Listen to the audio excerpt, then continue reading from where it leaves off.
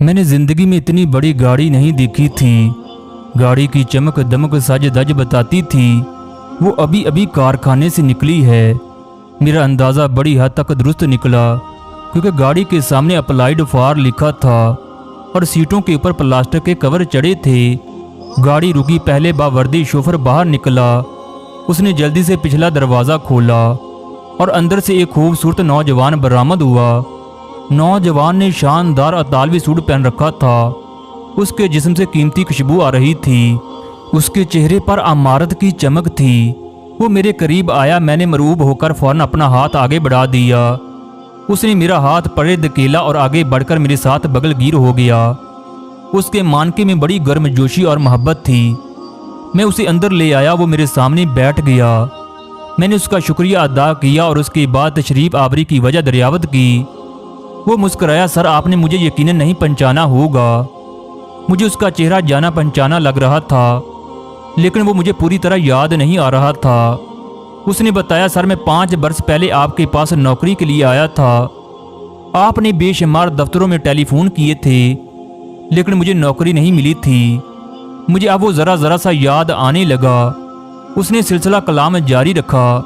Sir, मैंने मायूस होकर एक प्राइवेट दफ्तर में नौकरी कर ली। मैं 7 माह इस दफ्तर में रहा, लेकिन फिर उन्होंने मुझे निकाल दिया। इसके बाद मैंने कारोबार शुरू कर दिया। अल्लाह ने करम किया और आज मैं पाकिस्तान के बड़े ताजरों में शुमार होता हूँ। मेरे लिए उसकी बात हैरान कुन थी। मैंने उससे पूछा, सिर्फ 4-5 वर्ष में इतनी बड़ी कामयाबी? वो मुस्कराया। सर, मैं आपके साथ अपनी कामयाबी ही डिस्कस करने आया हूँ। मुझे जो भी देखता है वो मेरी कामयाबी के बारे में मशकूक हो जाता है। लेकिन सर, मेरे साथ एक हैरत अंगेज़ वाक़या पेश आया। मुझे यकीन है आप भी जब ये वाक़या सुनेंगे तो आप भी हैरान हो जाएंगे। सर, ये मेरी ज़िंदगी का टर्निंग पॉइंट था। मुझे नौजवान के हालात में दिलचस्पी महसूस होने लगी। उसने बताया, सर, ये आज से ठीक 4-5 वर्ष पहले की बात है। रात के 9 बजे थे। इस्लामाबाद में शदीद सर्दी थी। मेरे एक दोस्त की वालदा बीमार थी। मैं उनकी इयादत के लिए अस्पताल गया। मुझे मरीज़ा का कमरा मालूम नहीं था, लिहाजा मैं प्राइवेट वार्ड्स के मुख्तलिफ कमरों का जायज़ा लेता हुआ आगे बढ़ रहा था। मैंने एक कमरे के दरवाजे पर दस्तक दी। अंदर से किसी खातून की आवाज़ आई, कम इन। मैं दरवाज़ा खोलकर अंदर चला गया। अंदर बेड पर एक बुजुर्ग लेटे थे। उनकी नाक पर ऑक्सीजन का मास्क चढ़ा था। वो नाक तक बरहन्ना थे और उनकी छाती पर बेशुमार तारें, पाइप और टूटियाँ लगी थीं। उनके बेड के गिर्द मुख्तलिफ किस्म की स्क्रीनें थीं और इन स्क्रीनों पर लहरें सी चल रही थीं। बाबा जी के सरहाने दरमियानी उम्र की एक नर्स खड़ी थी। मैं यूं ही अंदर दाखिल हुआ। वो तेज़ी से मेरी तरफ मुड़ी और तल्ख आवाज़ में बोली, अब आप आए हैं। हम लोग 2 दिन से आपका इंतज़ार कर रहे हैं। शर्म आनी चाहिए आपको। मैं घबरा गया। वो वापस बाबा जी की तरफ मुड़ी, उनके कान पर झुकी और आस्ता आवाज़ में बोली, बाबा जी, आपका बेटा आ गया। बाबा जी ने आस्ता आस्ता पलकें उठाईं, धुंधली आंखों से मेरी तरफ देखा और दोबारा आंखें मूंद लीं। मुझे महसूस हुआ वो नींद की दवा के ज़ेरे असर हैं। मैंने कुछ बोलना चाहा, लेकिन नर्स ने मुझे घूर कर देखा और इसी तल्ख आवाज़ में बोली, अब आप वहाँ क्यों खड़े हैं? आगे आइए। मैं आगे आ गया।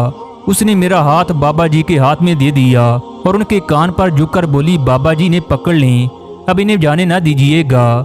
बाबा जी ने मेरा हाथ गिरफ्त में ले लिया। उनके खुरदरे हाथ में बड़ी हिद्दत थी। नर्स ने घड़ी की तरफ देखा, हाथ हिलाया और बाहर चली गई। मैं बाबा जी के करीब स्टूल पर बैठ गया। बाबा जी बड़े प्यार से मेरा हाथ सहलाने लगे। वो कभी मेरी उंगलियां पकड़ते, कभी अंगूठे को गिरफ्त में लेते और कभी कलाइयां पकड़ लेते। मैंने महसूस किया वो मेरे हाथ को अपने हाफजे में महफूज कर रहे हैं। मैंने ये हाथ छुड़ाने की कोशिश की, लेकिन बाबा जी मेरा हाथ छोड़ने के लिए तैयार नहीं थे। चनाचे मैं वहाँ टिक कर बैठ गया और सारी रात उनके करीब बैठा रहा। मेरी पुश्त पर खिड़की थी। खिड़की की किसी दर्द से ठंडी हवा आ रही थी। ये हवा सीधी मेरी पुश्त से टकरा रही थी, जिसके नतीजे में मेरी रीढ़ की हड्डी बर्फ हो गई। मैंने आधी रात के करीब सोचा मैं उठकर खिड़की बंद कर देता हूँ। मैंने उठने की कोशिश की, लेकिन बाबा जी ने मेरे हाथ पर अपनी गिरफ्त मजबूत कर दी। लिहाजा मैं दोबारा बैठ गया। इसी आलम में बैठे बैठे सुबह हो गई। सुबह के वक्त बाबा जी का हाथ ठंडा होने लगा। मशीनों की लकीरों की फॉर्मेशन बदलने लगी और वो मुश्किल सांस लेने लगे। मैं अस्पताल के अमले को बुलाने के लिए उठने लगा तो उन्होंने मेरा हाथ दबा लिए। मैं दोबारा बैठ गया। मैं अजीब कशमकश का शिकार था। मैं डॉक्टरों को बुलाना चाहता था लेकिन बाबा जी मेरा हाथ छोड़ने के लिए तैयार नहीं थे। इसी कशमकश के दौरान बाबा जी की सांसें बंद हो गईं, शीनों की लकीरें सीधी हुईं और ऑक्सीजन के पंप ने सुकड़ना फैलना बंद कर दिया। मैंने आस्तगी से अपना हाथ निकाला और डॉक्टर को बुलाने के लिए भाग खड़ा हुआ। डॉक्टर आए, उन्होंने उन्हें शाख दिए लेकिन बाबा जी दुनिया से गुजर चुके थे। सब दुखी से होकर मेरी तरफ पलटे। उन्होंने मेरे कंधे पर हाथ रखे, बाबा जी के मुंह पर चादर डाली और बाहर निकल गए। मैं भी उनके पीछे चलता हुआ डॉक्टर के दफ्तर आ गया। मैंने बड़े डॉक्टर साहब से पूछा ये बुजुर्ग कौन थे। उन्होंने हैरत से मेरी तरफ देखा और दुखी आवाज में बोले, क्या ये आपके वालिद साहब नहीं थे? मैंने शर्मिंदा सा होकर जवाब दिया, नहीं सर, मैंने तो इन्हें जिंदगी में पहली मर्तबा देखा है। डॉक्टर साहब मजीद हैरान हो गए, ये कैसे हो सकता है? हम तो आपको इनका बेटा समझ रहे थे। मैंने उसके बाद उन्हें सारी कहानी सुना दी, जिसके बाद उन्होंने मुझे बाबा जी की कहानी सुनाई। उनका कहना था बाबा जी कराची के रहने वाले थे, किसी काम के सिलसिले में इस्लामाबाद आए थे, इन्हें हार्ट अटैक हो गया। दुनिया में इनका सिर्फ एक बेटा था, बेटा लंदन में था। इन्होंने हमें उसका नंबर दिया, हमने बेटे से राब्ता किया। उसका मोबाइल बंद था, हमने उसके मोबाइल में पैगाम रिकॉर्ड करा दिया। हम बार बार फ़ोन करते रहे, पैगाम रिकॉर्ड कराते रहे, मगर उससे राब्ता ना हो सका। इस दौरान आप आ गए, नर्स आपको इनका बेटा समझकर उनके पास बैठाकर चली गई। डॉक्टर साहब ने इसके बाद मुझसे पूछा, लेकिन आपने इस वक्त क्यों ना बताया?